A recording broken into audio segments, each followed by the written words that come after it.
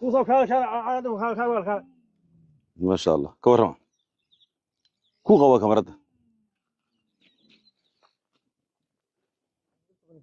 ما شاء الله ما شاء الله قيل هلو قادو قيل هلو قادو أنا فريستيس بسم الله